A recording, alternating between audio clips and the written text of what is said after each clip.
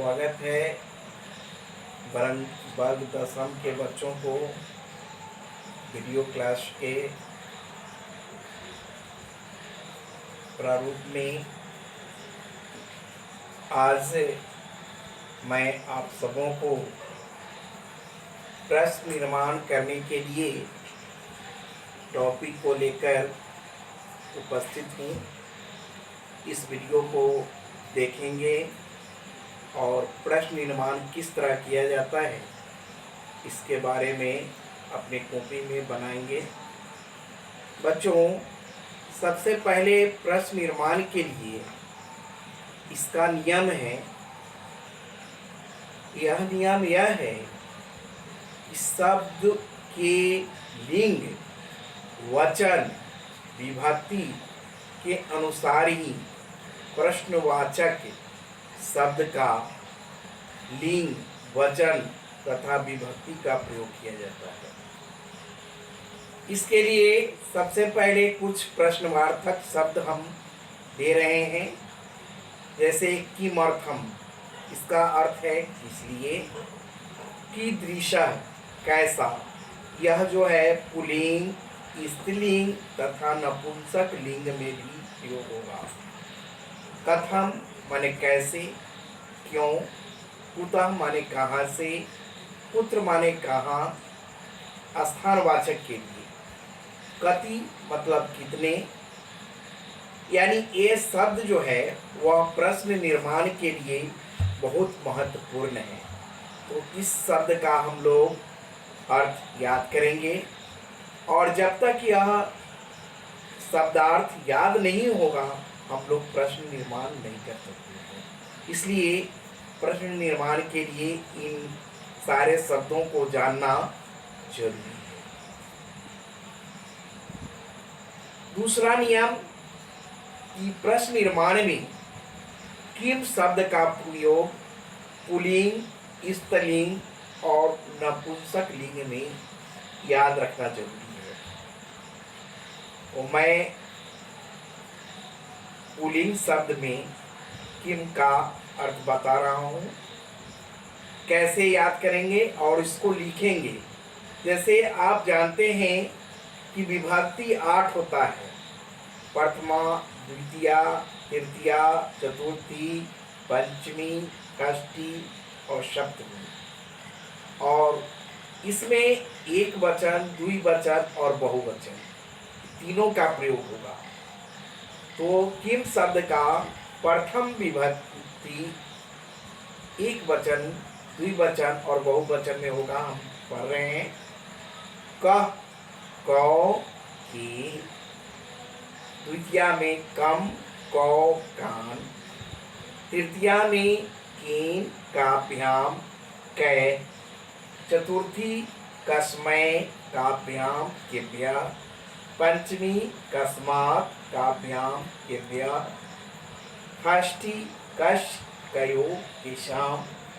सप्तमी कस्मिन्, कयो, केशु। ये पुल्लिंग में था।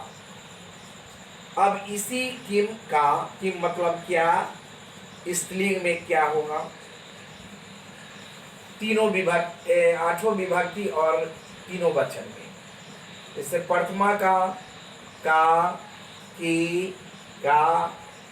द्वितीया काम, की, का। तृतीया कया, काभ्याम, काभि। चतुर्थी कस्यै, काभ्याम, काभ्य। पंचमी कस्या, काभ्याम, काभ्य। षष्ठी कस्या, कयो, काशाम। सप्तमी कस्याम, कयो, काशु। किम शब्द का ये तो पुल्लिंग और स्त्रीलिंग हुआ। नपुंसक लिंग में भी याद आपको करना होगा। तो नपुंसक लिंग में इसका विभक्ति कैसे चलेगा यह देख लीजिए। फिर उसी तरह तीनों लिंग में एक वचन, द्विवचन, बहुवचन और विभक्ति। तो नपुंसक लिंग का होगा किम के कानी, किम के कानी। केन काभ्याम, कै। कस्मै काभ्याम, केभ्य।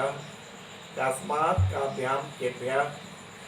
कश्य कयो केशाम कस्मिन कयो केशम। ये आपका किम शब्द का पुल्लिंग, स्त्रीलिंग और नपुंसक लिंग में हुआ।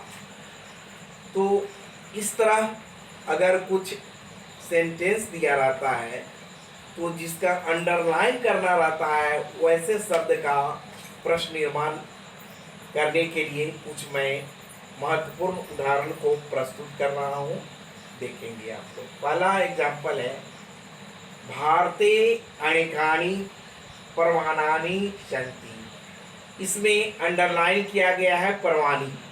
तो इसमें हमको देखना है कि पर्वाणी जो है वह आपका पुल्लिंग है, किस वचन में है, कौन विभक्ति में है। तो इसको यहाँ अंडरलाइन किया है। तो पर्वाणी को हम लोग प्रश्न क्या करेंगे, सभी शब्द को उसी तरह लिखेंगे, केवल जो अंडरलाइन शब्द है उसके जगह पर प्रश्नवाचक शब्द का इस्तेमाल करना है। जैसे यहाँ भारते अनेकानि और पर्वाणी के जगह पर हम लोग कानी लिखेंगे, संति। आप प्रश्नवाचक शब्द का इस्तेमाल। दूसरा एग्जाम्पल है, बहुत इजी है, थोड़ा सा अगर ध्यान देंगे हम लोग तो अच्छा से हो सकता है। जैसे रामस्य पितु दशरथ आसीत्। इसमें रामस्य में अंडरलाइन किया हुआ है। तो यहाँ देखना है कि रामस्य कौन विभक्ति है, कौन विभक्ति है, कौन वचन है। तो रामस्य जैसे हम लोग बालक शब्द का षष्ठी विभक्ति एक वचन देखते हैं बालकस्य, उसी तरह यहाँ रामस्य है, राम शब्द का षष्ठी विभक्ति एक वचन। तो उसी तरह प्रश्न में किम शब्द का षष्ठी विभक्ति एक वचन में कश्य होगा।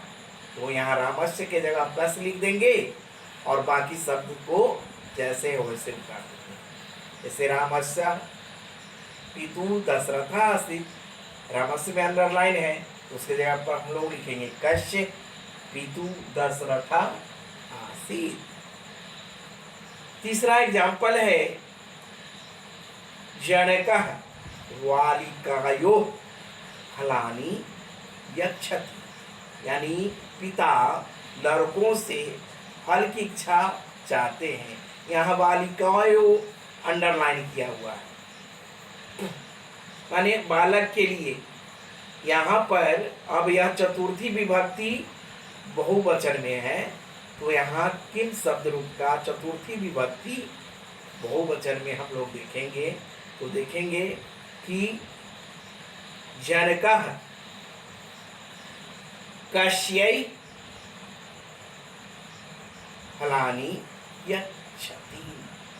प्रश्नवाचक शब्द। अगला है, बालकः अश्वात् अपतत। माने यह है, इसका मीनिंग अश्वात् लगा हुआ है, यानी बालक जो है, लड़का जो है घोड़ा से नीचे गिरा, छे है। अश्वात है, तब अश्वात यानी पांचवी विभक्ति में यूज हो रहा है। तो यहाँ भी किम शब्द रूप का पांचवी विभक्ति एक वचन में कस्मात हो जाएगा। तो जैसे शब्द है वैसे हम लिख देंगे, लेकिन जो अंडरलाइन वर्ड है उस अंडरलाइन वर्ड के जगह पर किम शब्द रूप का पंचमी विभक्ति एक वचन कस्मात होगा। इसलिए वहाँ अगर सेंटेंस को हमको सुधार के लिखना होगा तो लिखेंगे बालकः कस्मात् अपतत। अगला एग्जाम्पल है, वानरः वृक्षौ ऊर्ध्वन्ति। यानी बंदर पेड़ों से कूदते हैं, पेड़ से कूदते हैं। यहाँ पर वृक्षों लगाया हुआ है, तो यहाँ कहाँ से कुत्र का शब्द का इस्तेमाल यहाँ होगा। तो वहाँ पर हम लोग वृक्षों के जगह पर कुत्र लगाएंगे। वानरः कुत्र ऊर्ध्वन्ति, माने एक बंदर नहीं है, बहुत से बंदर हैं, पेड़ों से कूद रहे हैं, इसलिए वानरः कुत्र ऊर्ध्वन्ति।